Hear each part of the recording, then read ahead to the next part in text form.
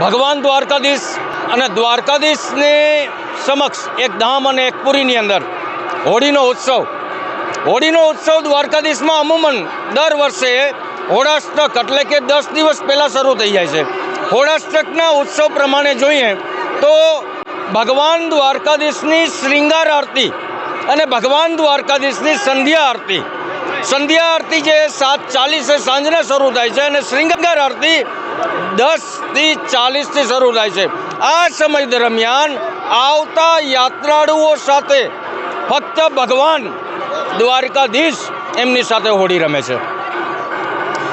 આ ભારત વર્ષનો એવો તહેવાર છે કે આટલું મોટું જેટલું ભારતની અંદર ચારે દિશાઓની અંદર એના કલર્સ જોવા મળે છે એ સૌથી ઉત્તમ તહેવાર આ હોળી ઉત્સવ આખા ભારત વર્ષમાં મંદિરોમાં તો જોવા મળશે જ। ઘણા લોકોનું સાંભળ્યું છે કે વ્રજની હોળી 40 દિવસ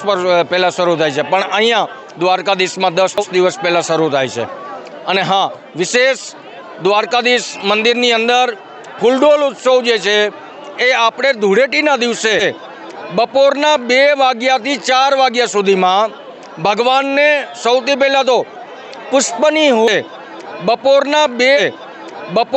2 વાગ્યાથી 4 વાગ્યા સુધીમાં ભગવાનને સૌથી પહેલાં તો પુષ્પની હોળી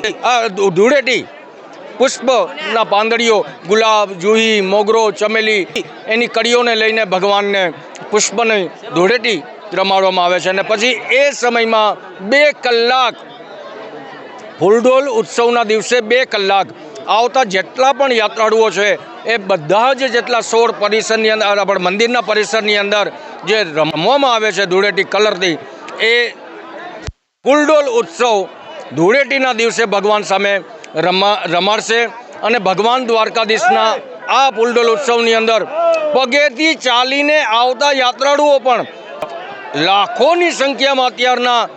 દ્વારકા તરફ લોકો પગપાળા આવે છે અને અત્યારથી જ આપ જોઈ શકો છો કેટલી બધી ભીડ છે આ દ્વારકાની અંદર અને બધાને ઈચ્છા થાય છે કે ભગવાન દ્વારકાધીશ પાસે એકવાર હું કલરથી રમી લઉં, રંગથી રમી લઉં અને એના રંગમાં રંગાઈ જાઉં। એ દ્વારકાધીશ, જય દ્વારકાધીશ।